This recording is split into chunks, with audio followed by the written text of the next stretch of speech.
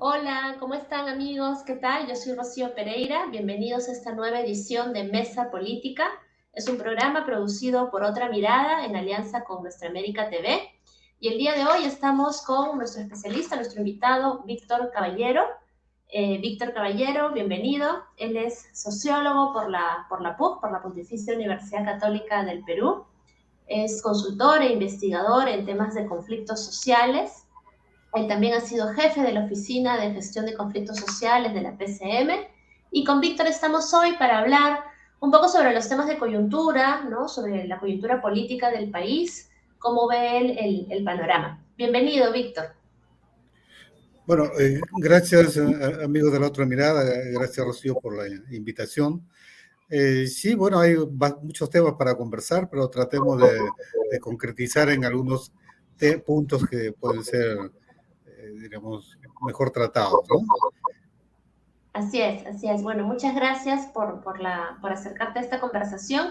Una primera pregunta que quisiéramos hacerte es, ¿cómo ves tú el gobierno de presidente Castillo, ¿no? Y cómo ves tú que se está manejando esta crisis política, ¿no?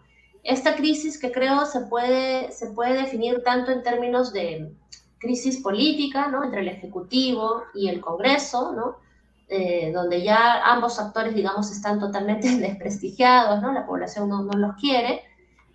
Sin embargo, parece que hay como una tensa calma entre ambos, ¿no? Entonces, ¿tú cómo ves esto? Y también una crisis de gobierno, ¿no? Porque de alguna manera se siente de que el Ejecutivo ha habido un retroceso, ¿no? En una serie de reformas, ¿no? Entonces, en general hay una sensación de crisis general, ¿no? ¿Cómo lo ves tú? ¿Compartes esta percepción? ¿No? ¿Estamos realmente en una situación de crisis? ¿No? ¿Cómo caracterizarías tú este panorama? Bueno, siempre pensando en tiempos más largos, ¿no? En tiempos de Uh-huh. mediano y corto plazo.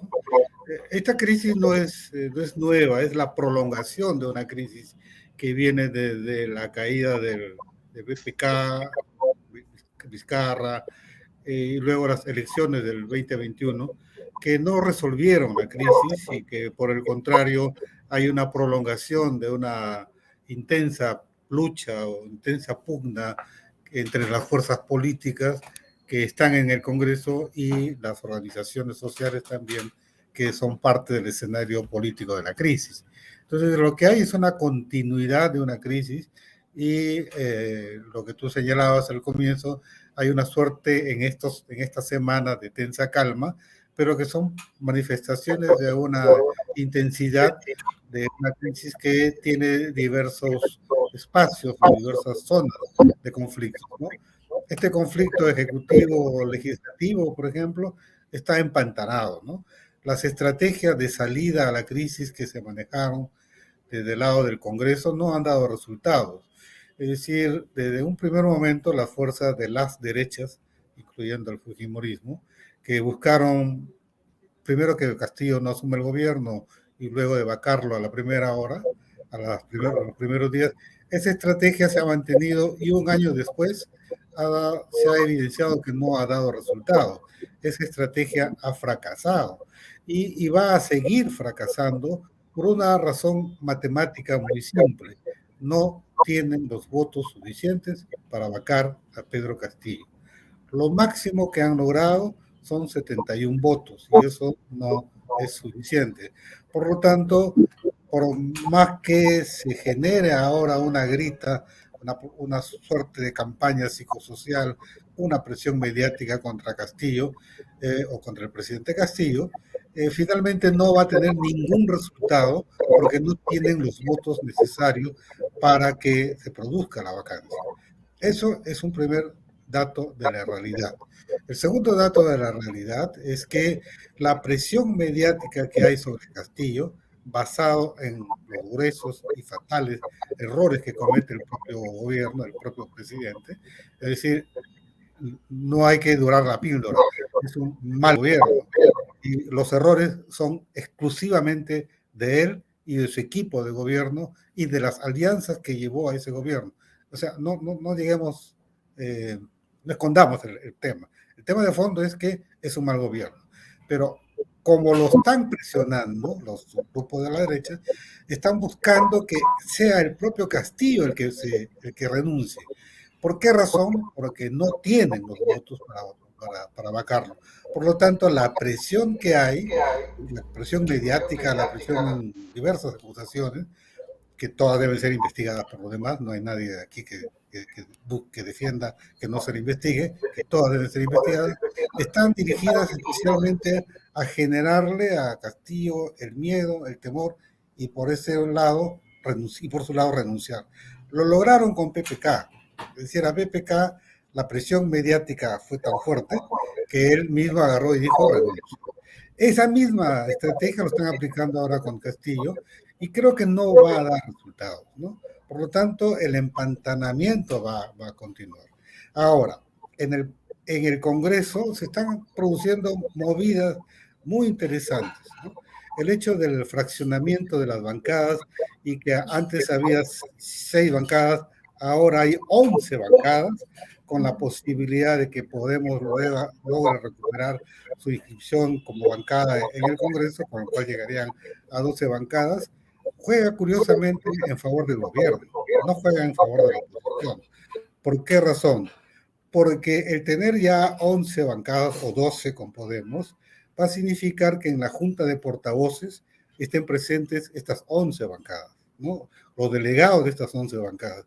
Es decir, si antes Perú Libre era el único que tenía la representación de la, digamos, del gobierno o de los grupos de gobierno, ahora hay 4 grupos afines al gobierno que van a tener presencia en la Junta de Portavoces.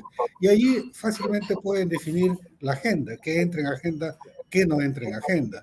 Por lo tanto, estas movidas que hay en el Congreso de conformar nuevas bancadas, uno lo puede decir, es una crisis del fracaso de Castillo y del partido Perú Libre, pero viéndolo desde el otro lado, quiere decir que ahora hay 12 bancadas y fácilmente pueden bloquear en Junta de Portavoces temas, que se pongan temas de agenda que no les favorecen o no les convienen a las bancadas que son afines al gobierno. Entonces, por ahí, por ese lado, ese tema de la crisis en el legislativo va a impedir que la ofensiva que hay mediática y de las acusaciones contra Castillo para imponer su vacancia o para obligarle a que renuncie, creo que no van a dar resultados. Conclusión, ese conflicto ejecutivo-legislativo va para rato. Peor aún, ya no tienen tiempo. Es decir, la legislatura acaba el 15 de junio y al 15 de junio va a ser muy difícil que pongan en agenda el tema de la vacancia presidencial.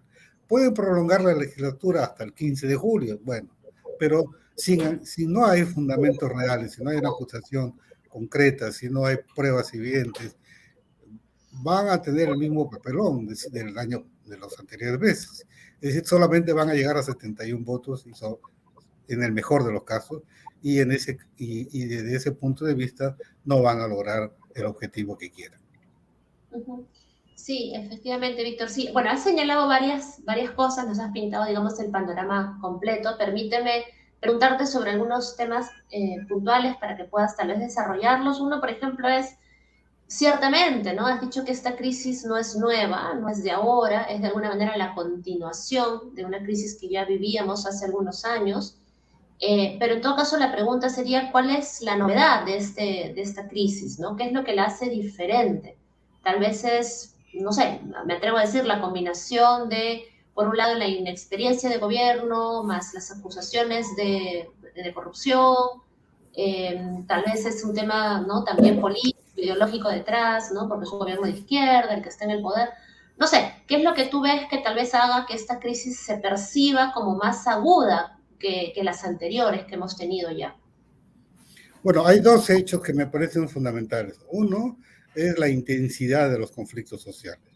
Es decir, tenemos conflictos que están durando más de un mes o 2 meses, con una intensidad muy fuerte y con una violencia que ya no lo veíamos hace buen tiempo. El hecho de que tengas en este año no 14 muertos, más o menos 15 a 17 muertos en conflictos sociales, ya es un hecho que debe llamar la atención, porque creo que las acciones de contención que hay para el manejo de los conflictos ya volaron, o sea, ya mostraron que ya no es posible manejar y mantener una situación de conflictividad con los mismos mecanismos que vienen aplicando ahora, mesa de diálogo, tratar de apaciguar y todo, cuando las cosas se están desbocando por los niveles de violencia. Es decir, un factor de violencia muy fuerte sí es el elemento nuevo en la conflictividad, en la crisis política actual. Como veíamos antes, era la conflictividad o la crisis política se estaba viviendo en las calles, en las manifestaciones, en las marchas, en los debates en el Parlamento, debates acalorados, una prensa que en verdad está en una situación bastante tensa también, una prensa enfrentada al legislativo, crítica al ejecutivo, es decir, una situación de esa naturaleza que puede ser perfectamente asimilable en una sociedad democrática donde se toleran las discrepancias. Pero ya en medio de una situación de violencia, eso es más complicado aún y sí puede generar una crisis de ingobernabilidad muy grande. Entonces, ¿cuál es el tema de fondo? Es que el gobierno y el país en general no pueda recuperar los espacios de negociación para resolver esta conflictividad social que es la que finalmente puede terminar devorándonos a todos, ¿no? Ese es lo nuevo, digamos.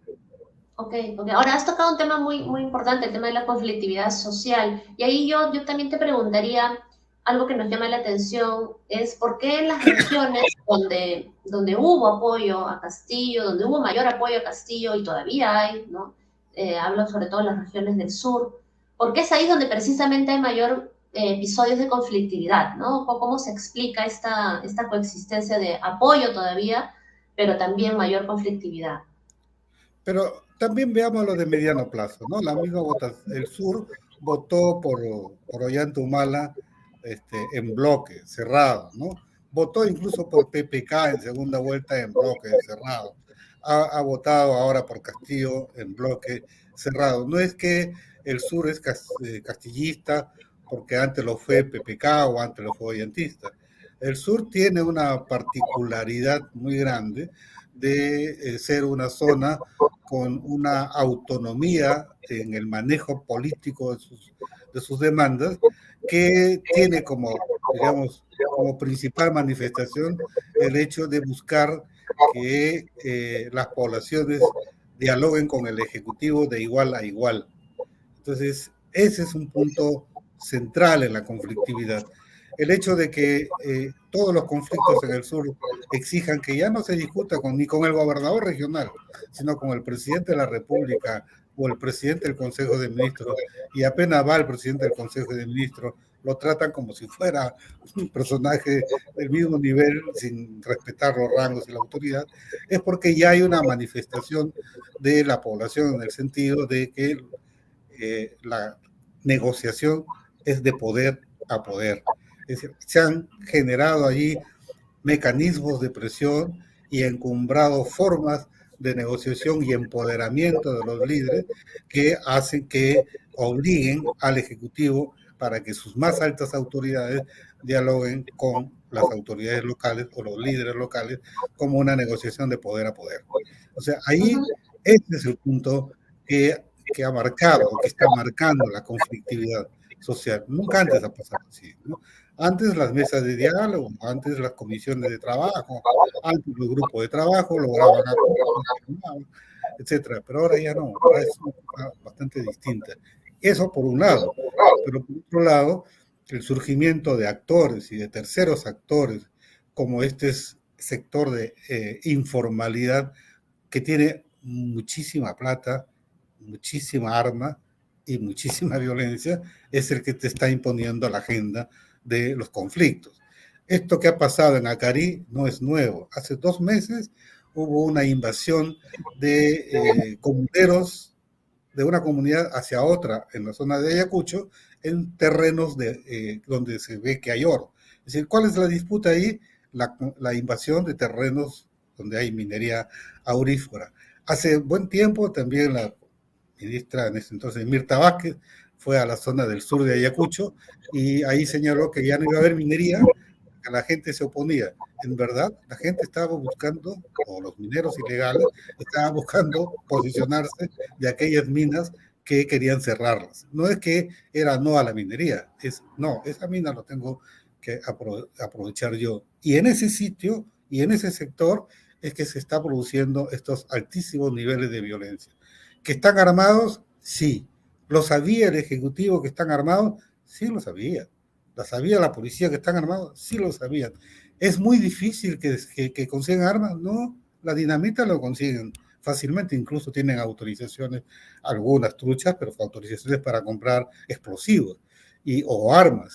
Y eso es lo que está generando el problema más grave en esta situación.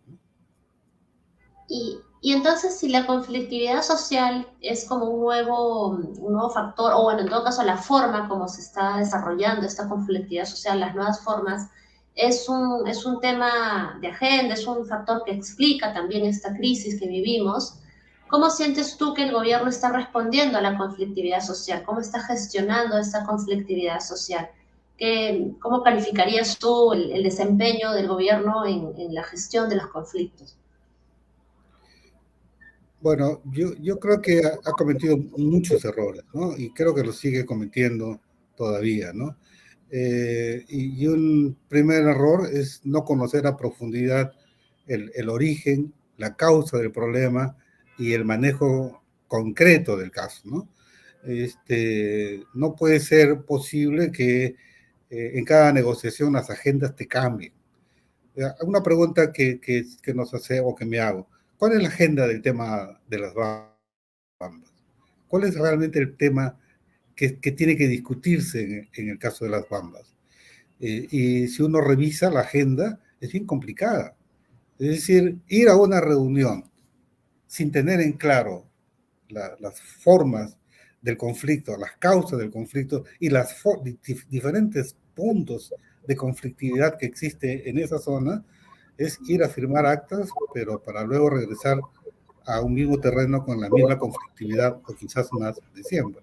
Es un problema de fondo en el sentido de que ha habido mucha y hay mucha inexperiencia en manejar la acción concreta de la negociación, porque las agendas son complicadas, las agendas son complejas y quienes van no manejan esa agenda. Ok, ok. Entonces, no, bueno, regresando un poco también al inicio de la conversación, ¿no? Porque de alguna manera esto se relaciona con el tema de la crisis que vivimos. También te quería preguntar por qué, de alguna manera, si hay tanta desaprobación, ¿no? A tanto el gobierno como también al Congreso, porque hay esta sensación como que de alguna manera como si se fuese, como si se hubiese normalizado la crisis, ¿no? Como que ya no nos sorprende más escándalos, más acusaciones de corrupción o estos conflictos que tú bien has dicho han sido muy cruentos, ¿no? Y los números lo dicen, hablan por ellos mismos, porque es como que hay una sensación de normalización de la crisis, ¿no? Como que no hay todavía una fuerte movilización ciudadana, ¿no? Pareciera que lo hemos aceptado de alguna manera. ¿Cuál es tu percepción sobre esto? Sí, ¿por qué la gente está tolerando esta situación de crisis? Esa es una buena pregunta, ¿no? Primero porque no tiene mecanismos para poder resolver la población por sí sola o los partidos, porque los espacios que hay para resolver crisis las han cerrado, ¿no? Una posibilidad era, ante esta situación de crisis que fue planteada desde la caída del Fujimorismo, es una nueva constitución, una asamblea constituyente, es el momento constituyente, que en realidad podría haber servido para canalizar las inquietudes, las demandas y para cambiar las reglas de juego que son las que generan la crisis actual. Bueno, eso no se logró, ¿no? No se logró ahora, no se logró antes, y creo que ese ha sido uno de las principales fallas o faltas o errores de la transición democrática que se abrió desde la caída del Fujimorismo, ¿no? Creo que esta idea de que necesitamos un nuevo acuerdo social, un nuevo pacto social que se exprese en una constitución, eso es lo que ha fracasado y esa es la raíz de los problemas.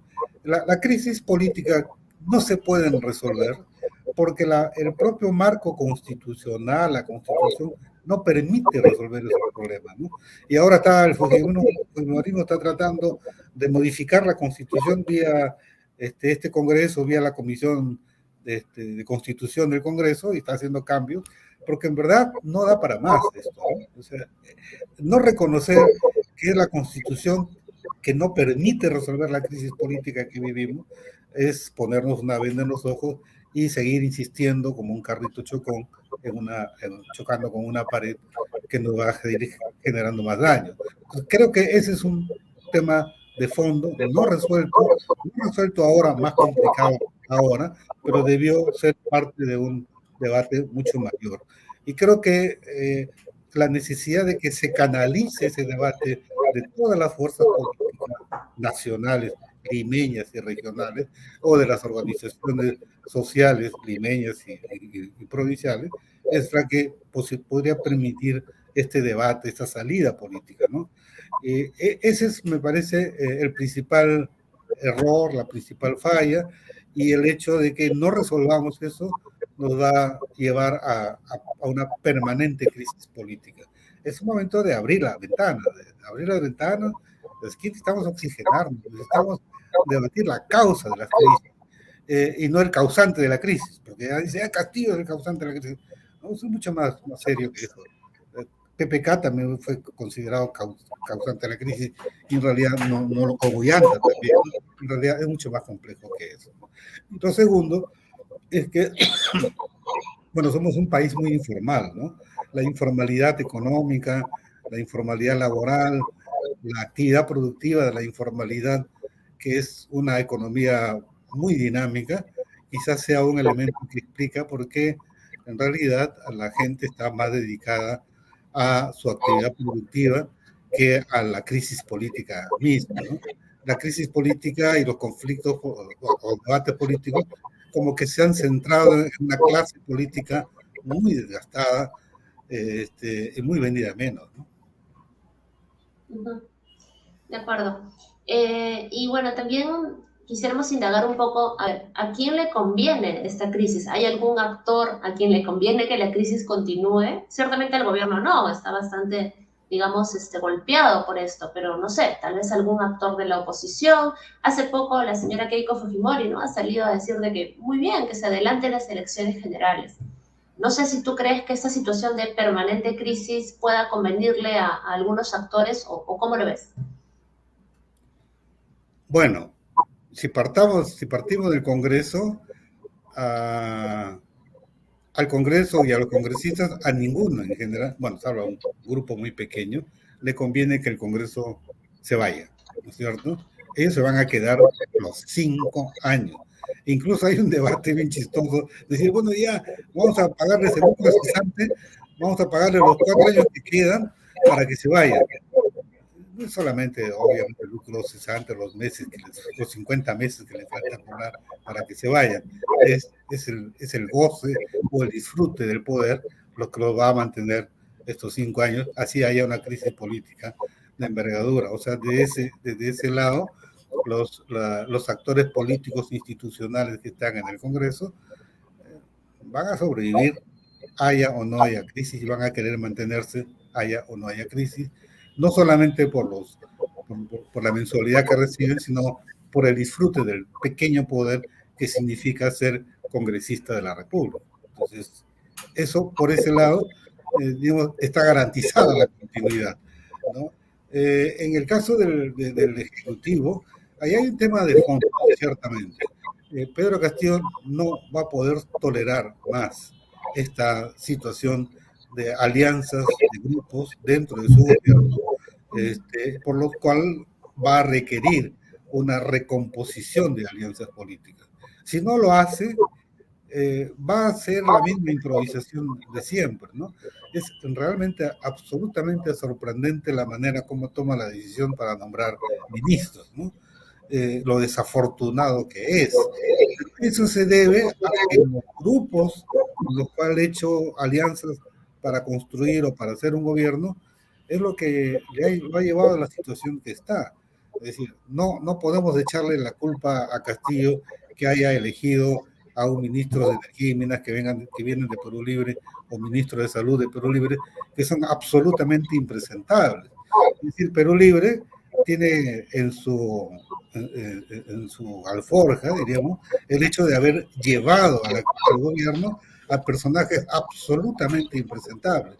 Pero igual la bancada magisterial, o sea, no podemos dejar de reconocer eso. Con lo cual llego a la conclusión de que si Castillo no rompe o no construye otro bloque de alianzas para construir un gobierno aceptable, va a ir de crisis en crisis y va a tornar mucho más inmanejable al país y obviamente la acusación de corrupción va a estar a flor de piel porque en la administración o en la gestión pública tú eres corrupto no porque tú has cometido la corrupción, sino porque has tolerado la corrupción de tu entorno. Entonces, puedes elegir a un ministro honrado, pero si el entorno es corrupto, tiene que ver, involucra necesariamente. Bien, y finalmente, brevemente, Víctor, ¿tú ves alguna salida a esta crisis? O sea, por ejemplo, algunos plantean que renuncie el presidente, ¿no? Otros adelanto de elecciones, nuevas elecciones generales, que se vayan todos. O más bien vamos a continuar, como en algún momento te escuché, en esta situación, ¿no? Permanentemente hasta que algo tal vez haga que se genere un desenlace, ¿no? ¿Tú ves alguna salida digamos, en el pronto, corto plazo a esto, mediano plazo, o más bien, No, a cómo lo corto ves tú? plazo no veo ninguna salida. ¿Por qué? Porque la estrategia de la oposición parlamentaria va a continuar. Y es una estrategia que ha fracasado, que está fracasando y que inevitablemente va a seguir fracasando. Entonces, ellos no van a retroceder en su ímpetu de vacar al presidente. Lo que sí van a buscar que la estrategia de vacar al presidente sea de tal magnitud que el propio presidente renuncie de motu propio. Es decir, si no tengo los votos para vacarlo, voy a hacer un psicosocial tan grande, tan fuerte, una campaña mediática tan grande que lo debo obligar que lo lleve a obligar a renunciar, ¿no? Y eso, esa estrategia, no sé, no creo que vaya a dar resultado. Entonces, por ese lado, ellos no va a haber cambios sustantivos por ahí. La oposición ejecutivo-legislativo se va a mantener en estos años, ¿no? Por estos años. El tema de fondo es el ejecutivo. Y para mí la única manera de salir de la crisis es que Pedro Castillo recomponga su gobierno. Esa es la única alternativa que hay. Este gobierno o este equipo de gobierno que está manejando la administración pública ha evidenciado enormes fallas, gruesos errores, y creo que es importante que aparezca Pedro Castillo liderando un equipo de gobierno. Este, ¿Cuál es el primer deber del presidente de la República? Gobernar. ¿Está gobernando? Es un problema. Eso es un tema que hay que discutir, ¿no? Y por otro lado, yo sí creo que es bien importante que haya otros actores que estén presentes en la búsqueda de una salida política nacional. Estaban hablando del acuerdo nacional, pero está muy venido a menos, ¿no? Pero sí creo que hay necesidad de otros espacios para que actores que están involucrados o interesados en la solución de los problemas del país participen en la construcción de una agenda de debate que pueda estabilizar momentáneamente la conflictividad social. Bien, bueno, Víctor, muchas gracias. Sin duda ha sido una conversación muy, muy interesante. Ojalá que pronto podamos tener mayores luces sobre el desenlace de esta crisis y también pensar que en el futuro, ¿por qué no vayamos cada vez más avanzando hacia renovar nuestra élite política, ¿no? Renovar la confianza en nuestra clase política. Bueno, yo te agradezco por el espacio y bueno, si les gusta, si les ha gustado este programa, amigos, compártanlo, difúndanlo y con ustedes será hasta una siguiente oportunidad. Muchas gracias. Gracias, hasta luego.